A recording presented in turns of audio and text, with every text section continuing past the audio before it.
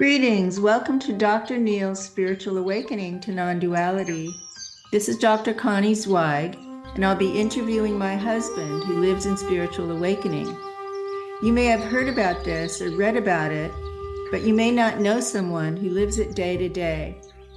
We'll be exploring how non-duality developed in Dr. Neil as I've observed it over 25 years, and as he directly experiences it every day. Each podcast will explore a different theme. We look forward to you joining us.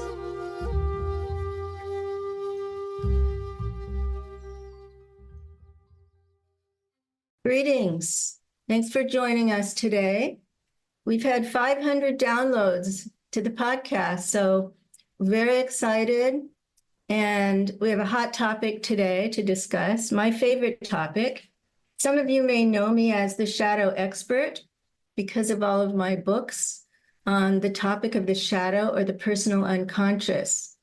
And today we're going to talk about meeting the shadow on the spiritual path. Some of you may know this book on the topic.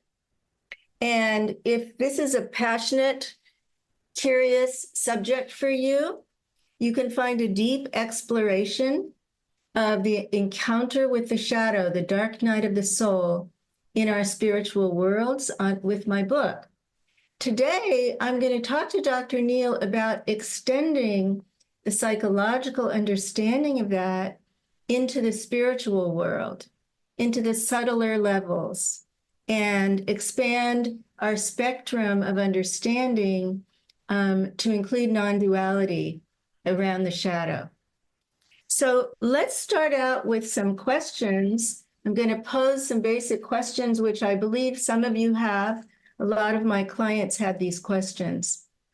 Okay. So when we're awake, do we still have a shadow? Or when our teachers claim to be enlightened, what happens when they act out their shadows in destructive ways? They act out the abuse of power, or sex, or money. Are they really enlightened or not? And what is the experience of awakening as a state and not establishing it as a stage or level of consciousness? Is that about the shadow? And how do we know, how can we learn how to cultivate shadow awareness in a spiritual context, so that we can avoid religious trauma and spiritual abuse? So that's kind of setting the framework for what we're going to talk about today. When I do that, it sounds like we need more than one podcast. So Dr. Neil, what is the relationship between spiritual awakening and the shadow, or the personal blind spot that we all have around our unconscious issues? Yeah, this is a deep question for spiritual devotees, because they nearly always meet the shadow on the path, either in their teachers, gurus, priests, rabbis. They find that there are aspects that are abusive, financially abusive, emotionally abusive, sexually abusive, power abusive, or sometimes pathological. They could be sociopaths, or so this is a serious question for spiritual devotees, and it's kind of rare to find someone who doesn't, a teacher who doesn't actually cross the boundaries.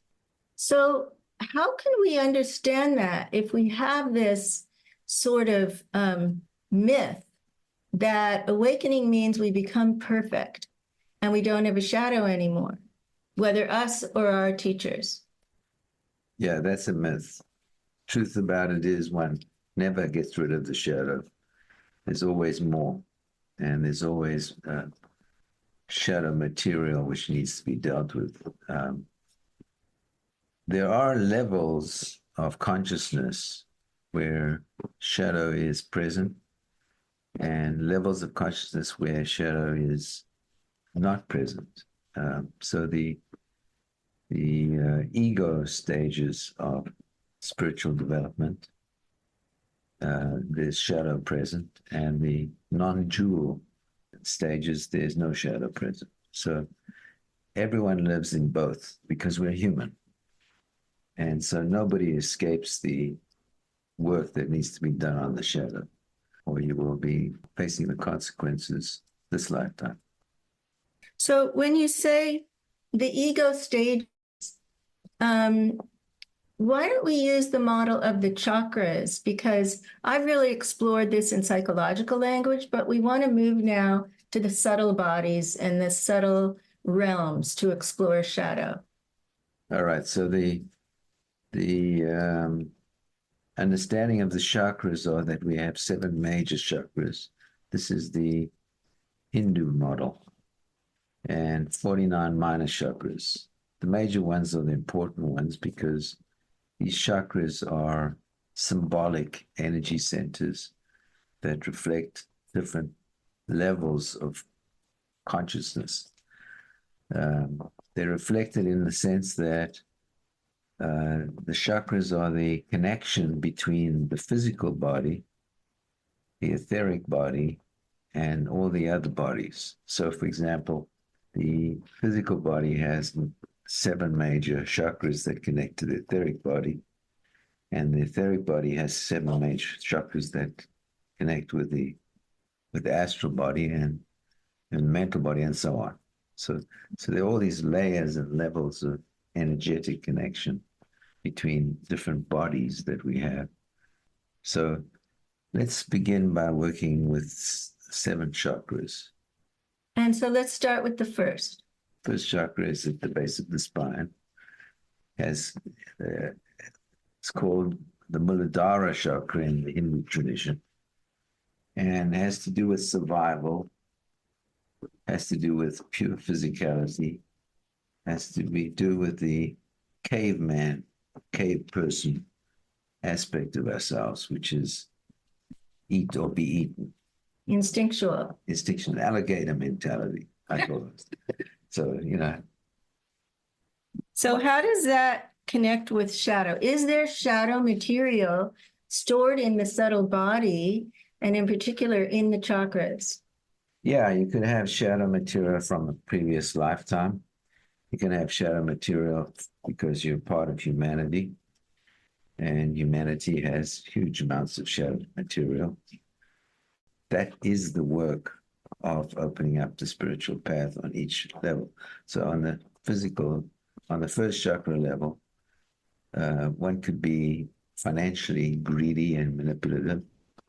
And this is irrelevant in terms of what your spiritual stage of development is. One can be highly evolved and be a sociopath. How is that possible? Well, I mean, Ken Wilber tells us that you can experience any state in any stage, right? Correct. So you could experience, like you said, greediness for your own survival and still have some higher chakras open that allow you to experience a higher state. Yes, well, that's very true. And how would I explain this? When one reaches the non-dual states of consciousness in terms of evolution, one has a tendency to forget the human side of oneself. So gurus, teachers, spiritual devotees who reach this level, priests and so on, often see themselves as beyond doing something wrong. They are naturally involved in always right action without attempt to change it, but it's an illusion. The illusion of the spiritual stages of non-duality, because while one may be in a non-dual state of consciousness, one is also in a body. And the body has its own evolution. The first chakra is a representation of the development of the instinctual self. So what might be an example of somebody acting out the first chakra, like you said, financial greed. Yeah, so I had an experience. I won't mention names, but I had an experience of loaning money to what I considered an enlightened being. And I wasn't the only one who considered this person enlightened, and ended up that he stole the money. And confrontation did not change anything in terms of the dynamics or the admission. There was a total unconsciousness about the process of ethics and morality with regards to money and power. Yeah, so his ethical and moral development was really a missing piece, even though we knew him extremely intimately and we knew how highly evolved and advanced he was. Correct. Okay. And so, that was painful because we projected the ideal onto him, as many devotees do. And of course, he failed to meet that. So it was really traumatic for us. Yes, and the meaning of it for a spiritual person is, or for us, or for me, actually, let me not speak for you, is that kindness and compassion and morality are essential. One needs to be constantly working on that. And it's interesting that most of the religious and spiritual traditions teach morality through scriptures and laws. It's behavioral rather than actually rooted in consciousness. Correct. And one often sees paradoxical frameworks in spiritual teachings. For example, we are in a political now where lying, cheating, moral degradation, sexual abuse can be very common and can be supported by many people who are politically conservative. Yeah, it's shocking. And how could that be? And religious. And religious. How could that be supporting someone who's a liar, cheater, manipulator? Yeah. And so we know that that can exist because people tend to repress their own shadow material, and the shadow material are those that are idealized. Right. And eventually one has to meet the shadow, as famous author once said. Well, every tradition says this. Every tradition teaches the dark night of the soul. Every mystical path has, or hero's journey, or religious teaching has the stage. I call it meeting the shadow, and there are many, many names for it. The via negativa, right? The stage of facing the enemy, whether it's out of us or inside of us. So let's go to the second chakra. Second chakra. What does that look like acted out? Well, it's the chakra of the tribal being. Tribal beings function on a group level. The survival of the group is imperative, and everything is done for the survival of the group. These could be small groups, like a family, or this could be a large group, like a political party. Or a church community. Or church community where somebody is always considered correct and never does anything wrong because they're the head of these communities. Because they're carrying that idealization. Correct. And this can be a sangha or a shamanic group. This is cross denominations. We're trying to describe the dynamic, not the content. Right. One can often see this in spiritual teachers who tell their devotees that sexual intercourse is forbidden, and yet they engage in it themselves.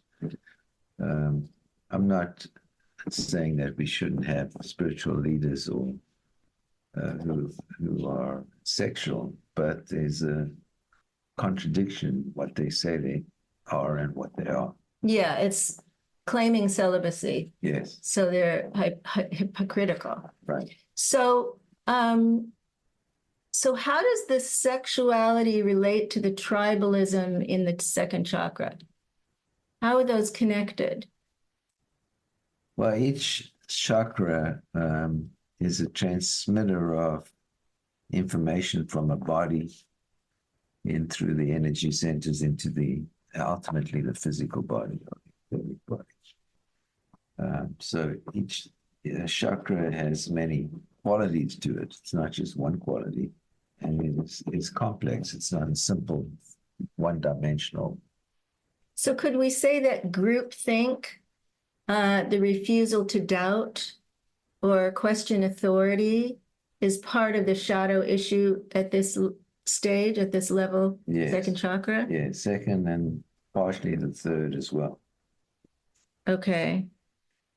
And when we say chakra, of course, remember we're talking symbolically because it's really the body, the spiritual body, that is the astral body, that is expressing itself energetically in this world. Okay, so when I was researching my book on this, I found that there are cultural issues in this that have to do with monastic cultures in the East, people who are trained in celibacy and spirituality coming to the West and encountering, the sexual license and the openness and the self-expression of people in the West. And therefore, so both things would happen. One, they demanded obedience, like you're describing, and not being questioned. In fact, some of that is written into certain paths. And then the other thing was around sexuality. And I encountered a young man who is supposedly the reincarnation of Kalu Rinpoche, a Tibetan Buddhist teacher who was renowned. And this young man said that there was a lot of sexual abuse in the monasteries in Tibet and Nepal. So he wasn't that surprised when he came here and he saw that going on in the West. So this is a consequence of the sexuality remaining in the shadow in the second chakra, being locked into that zone of the subtle body, and then being released in a way that's harmful to self and harmful to other. Okay, let's move to the third chakra. Third chakra has to do with the rational mind, with individuality. So one leaves the tribe and becomes an individual. One thinks for oneself. Politically, one might not belong to one party. One might be an independent, or might be able to see the good and the bad in a political party, or in a community. One might be able to participate in the community, yet on the other hand, see some problems and difficulties in it. So there isn't an us and them, a right and wrong projection once you get to the third chakra. Is that right? No, there is. There's just more individuality. Okay, but that projection might continue. Yes, projection Okay. continues all the way up to the sixth chakra. Okay. So there's always an us and a them until one reaches the seventh chakra, where one is in the non-dual state. In other words, there are no opposites. Okay, so in the third chakra, how does the shadow show up? Usually power, narcissism, blaming others, abusing others, superiority. Our path is the only path. We know, others don't know. We are saved, others aren't saved. So there's a great deal of... So there's still a we. There's still a we, but there's much more an I than a we. Okay, so in psychology, we might call this separation and individuation, where we begin to move out of the group, whether it's the family or the religious community or the political community, and we begin to cultivate more independence, more autonomy, more thinking for ourselves, and so on. Yes. So the drive to belong, which is so crucial motivation in the second chakra, and leads to, if that's unconscious, it can lead to shadow acting out. Yes. So then as we move up, as the Kundalini rises into the third chakra, there's more independent thinking. And you said it was rational. So there's more independent thinking, questioning authority, and separation from the group, even though you may still belong. Correct. You can belong to a group and yet be somewhat an independent thinker, have an independent structure of thinking or functions. I am, and because I think, therefore I am. And the abuse of power that might erupt, what could that look like? Usually it's bullying, manipulation, superiority. And we're talking particularly along the spiritual path, but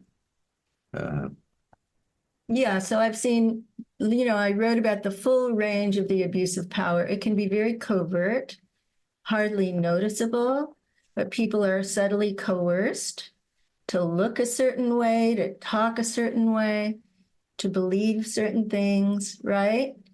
And then it can be very overt, where people are punished and shamed for separating from the group, for disobeying. Or rejected because one is not doing what the group think is about.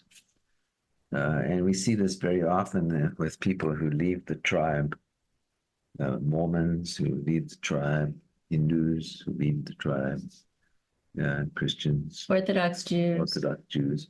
And there's a lot of literature on this, that they're rejected and shamed and bullied and shunned, and there's huge attempts to bring them back into the fold, right? And back into the group, I think.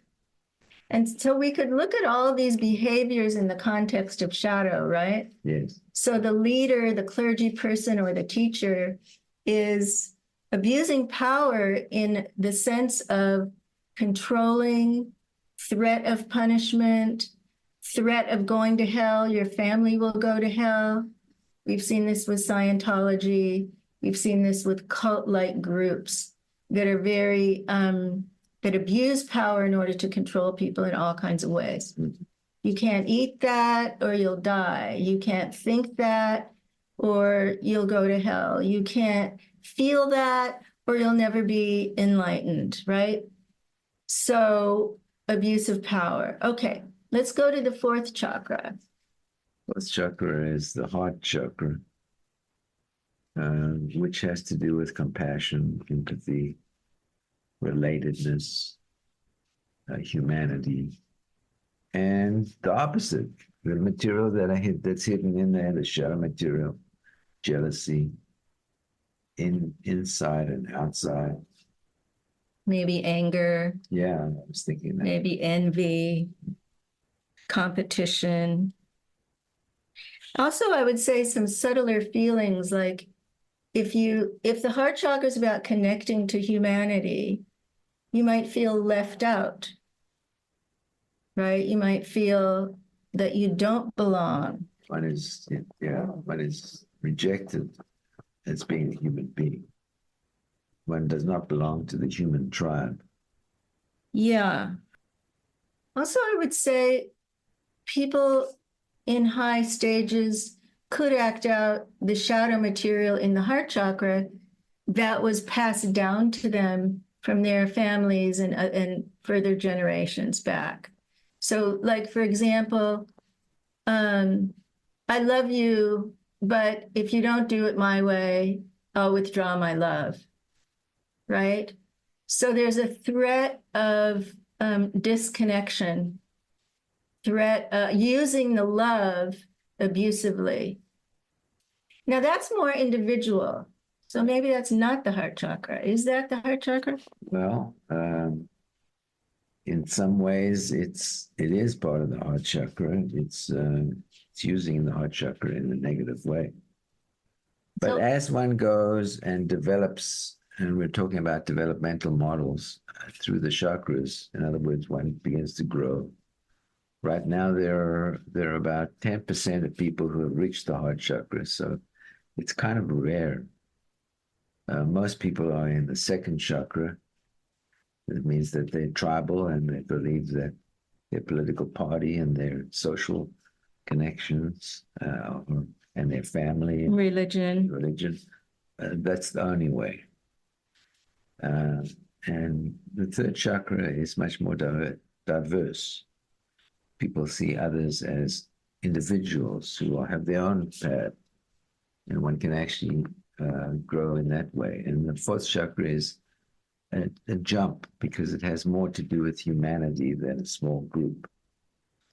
I remember having an experience of my heart chakra opening on a long meditation retreat, and everyone I looked at was divine. Everyone I looked at looked like God to me, looked like divinity. Yeah, you loved everybody. I loved everybody. Yes. So that was a state in which my heart chakra opened. Right. And I remember the intensity of that state. So is there anyone who turns that then into a stage and lives in that reality? Yeah, this is the big illusion. Illusion is that one reaches a stage and is permanently in that stage, rather than one experiences a stage and A state? Experiences a state. Yeah, I guess it's a better way of saying it. One experiences a state and can actually return to that state at any time. For example, I can live in the first chakra, second chakra, third chakra, fourth, fifth, sixth, all the way through into the non-dual states, and none of them are permanent. So while I might be looking at the galaxy right now, I'm sitting in this room at the same time.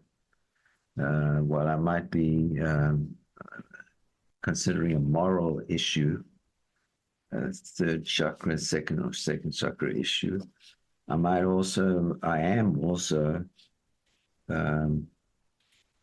looking at humanity's failure in this regard. So one does not live on one level. That's an illusion, and I think it's certain paths tend to foster that illusion, that one can escape birth and death by reaching a certain level, that one can be in a stage where one has no more karma left, no more problems left. One is always available for right action and never does anything wrong. But these are illusions. One never escapes being a human being. Okay, so let's go to the fifth chakra. What is that about? That's probably the most difficult to describe because it's sort of the beginning of spiritual chakras. It has to do with the planetary awareness. So the consciousness of being a human being, an animal, a life on this planet. And it's the planetary consciousness. In other words, the Earth has its own consciousness in its own direction. It's evolving itself and us in its process. So we move from our connection to humanity to our connection to Gaia. Correct. And how does that affect daily life? Eating correctly, relating to animal life compassionately, taking care of the physical body. This is another level of physical body, because the physical body is part of the Earth's body, Ah, relating to mountains and rivers as alive entities. So this is talking to the trees and listening to the trees talking back to you. so this is not about voice. I think of the fifth chakra as about voice. Yes. Is it about that? Yes, that is one of the aspects of it. Can you talk about that? Well, can you express your feelings, your thoughts, your emotions, your desires verbally? Having a voice in the world, listening to the voice of the world, of the earth, the planet. And all planets actually have their own voice. Planets have a vibration and So are you saying that my connecting to my voice and connecting to the voice of Gaia, that there's a connection there? I speak in alignment with the planet. yes, as all beings that are human, let's call them human because they're not in our form, on other planets, connect to the planet. So, in fact, just about all planets are alive and have beings on them on subtle levels that are not necessarily physical or conscious for us. Yeah, but let's stay on Earth. So this individual voice, which is so important to so many people, whether it's in your family, in your marriage, or in your legacy, having a larger voice, is in some way connected to, how is that connected to the planet? Well, it's the planet's voice, rather than the ego's voice. Ah, The ego's voice means that I, as an individual, have a voice and should be heard. This is not an individual's voice. This is the planet's voice. okay. And the sixth chakra. Sixth chakra is the soul chakra. That's the one that has been through many lifetimes, usually a number of them. There are old souls who have numerous lifetimes and young souls who are just beginning and have a few. It's a body that is infinite. What do you mean it's a body? Well, the soul is a body. It's just like the physical body has a body, is a body. The soul has a body too, and it expresses itself through the sixth chakra in this world. So there's a lot of popular lore that the sixth chakra is about clairvoyance, clairaudience, yogic powers. Sure, that's all different aspects of the soul. Okay, can you talk about that? Yeah, the soul is always evolving. Soul has no real beginning or end because it's growing.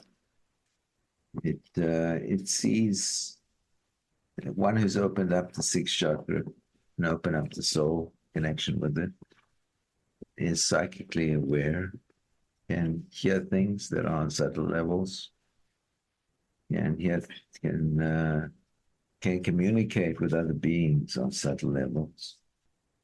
And there are dark souls. So what was it like for you when your sixth chakra opened, and what's the shadow material there? Well, the sixth chakra was kind of one of the last to open. I actually opened up higher chakras than the sixth. There are more than seven, although we don't necessarily refer to them. But for me, it was about discovering that I was there at my own birth as a physical child, the infant, and that was my soul that was there, and that it has always been there. It has always been part of the development of the human being. It has guided and directed my life from the beginning and will be there through my death and after my death. And so that awareness came with the opening of that chakra. Yes. And so I realize we skipped the shadow in the fifth chakra, but let's stay with the sixth for a minute. So what's the shadow material that might develop? I mean, what comes to my mind is black magic. What's the shadow material that might develop there and be acted out? That's the dark soul. That's the soul that, I guess there was a word which I used early on called a rakshasa, which is a demon. The demons have souls too. And demons can cause immense damage in our culture. And people can be possessed by a dark energy or a demon. And this often happens at the soul level. So when the sixth chakra opens, there's a risk of that? There's a risk of being possessed. And when there's a risk at every chakra of being possessed, but particularly this one, because this is the home of psychopaths, sociopaths, cruel beasts. So a psychopath has an open sixth chakra while the heart chakra is closed? That's correct. And so... And it's a very dangerous aspect on the spiritual path. There are many who have got lost at this level. You know, the phrase from Star Wars, he went to the dark side, kind of echoes for me. Yeah.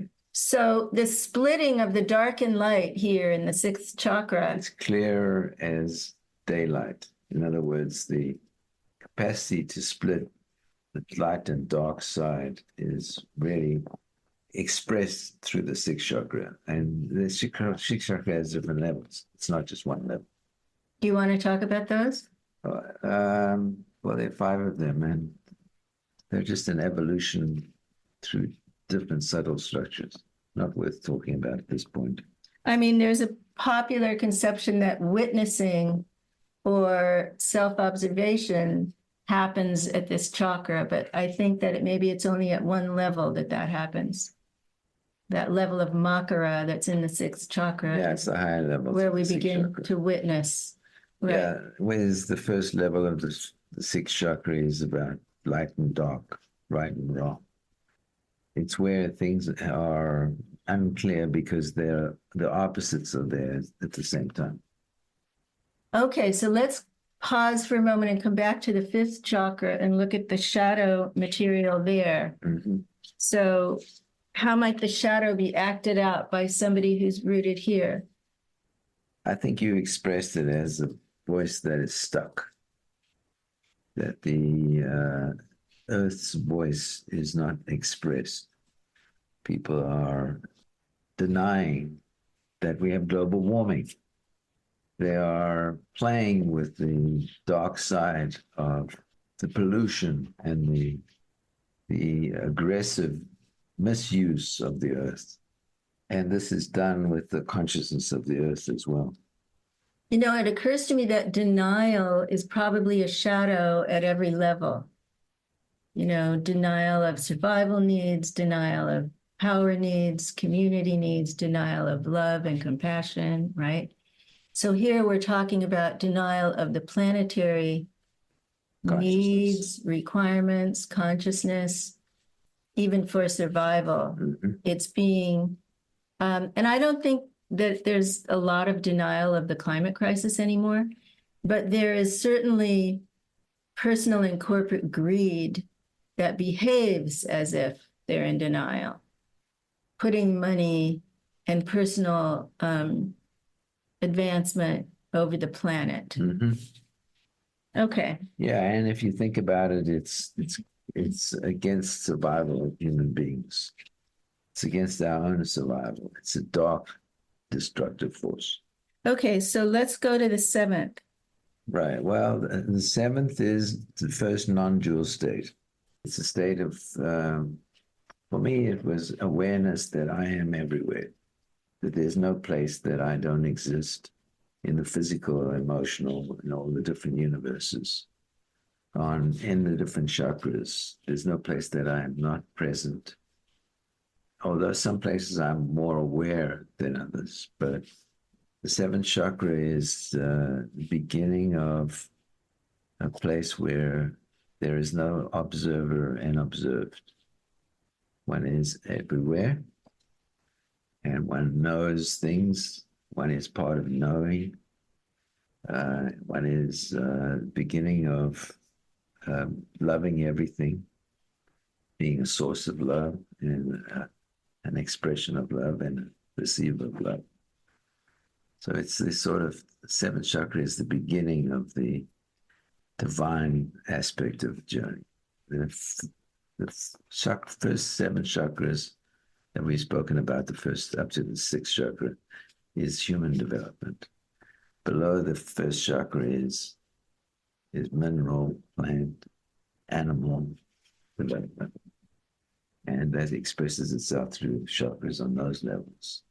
Above the seventh chakra, there are a number of different levels of development.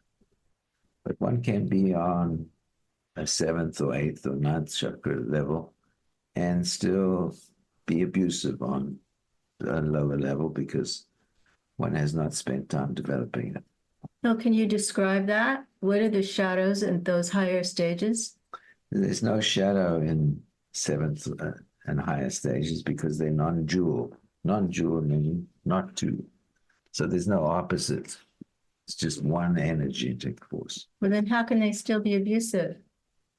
One can still be abusive because one exists in a physical body, and that physical body has seven major chakras, and one cannot be developed in one of those seven chakras or all of the seven chakras.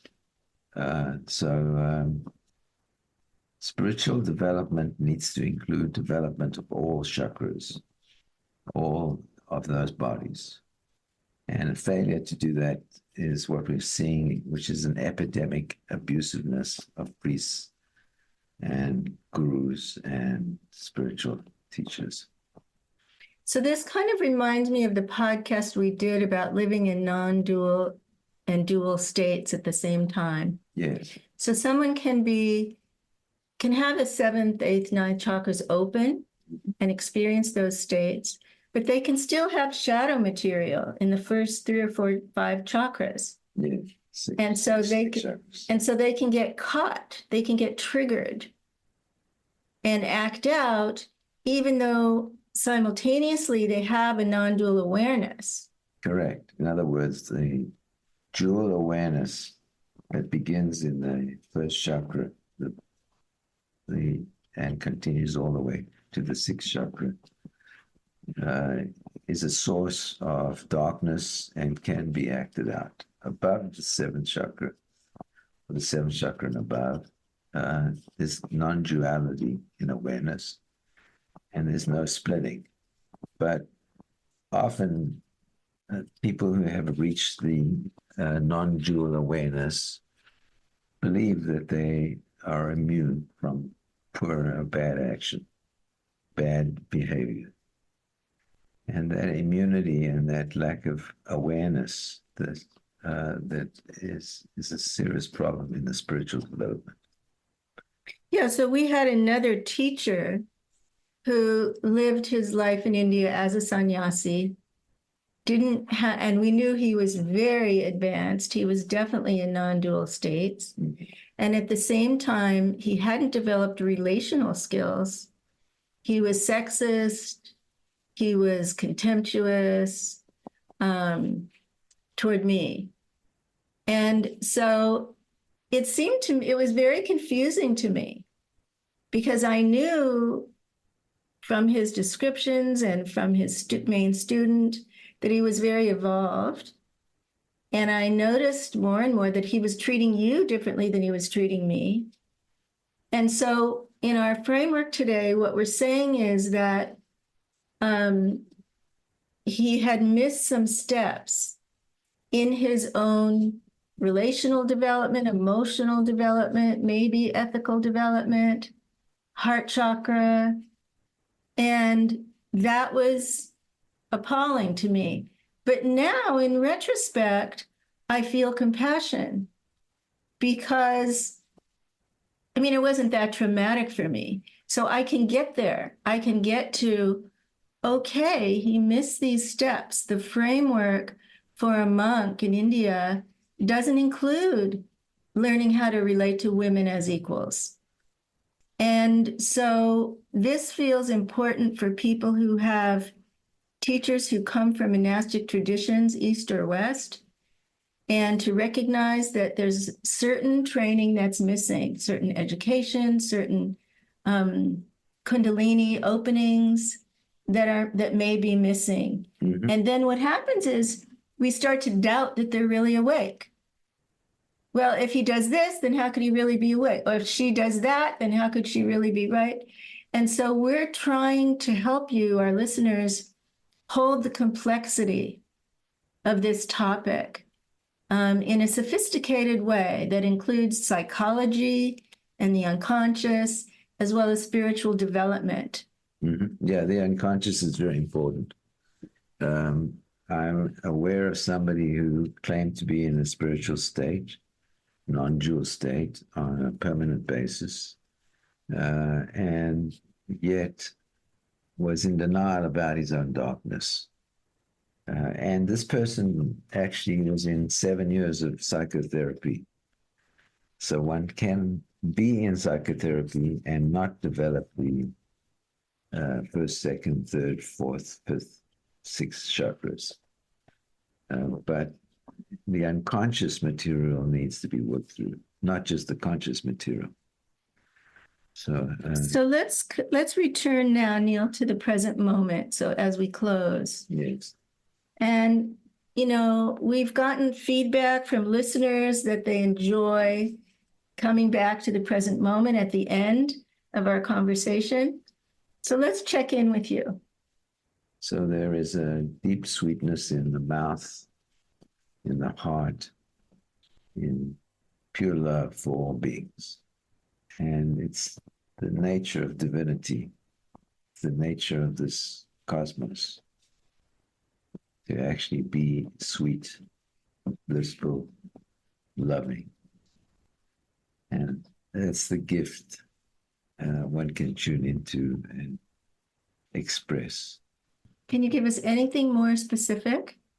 Well, one cannot do that unless one actually develops the consciousness of the shadow material that can be stored. Otherwise, it'll be very temporary and will disappear quite quickly. So working on shadow material is the doorway into love. It's the doorway into non-dual love, meaning love without opposite. And spiritual paths that focus on this process really open up deeper levels on every chakra, on every body. Great. Thank you. The journey continues. The journey of light and darkness in our path to awakening. There is no end. Thank you. See you next time.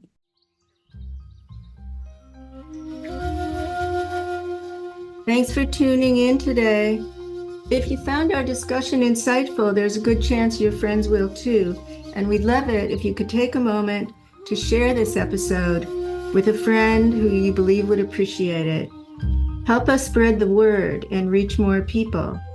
And follow us on any platform. Turn on your episode notifications so you never miss new content. Thanks for being part of our podcasting journey.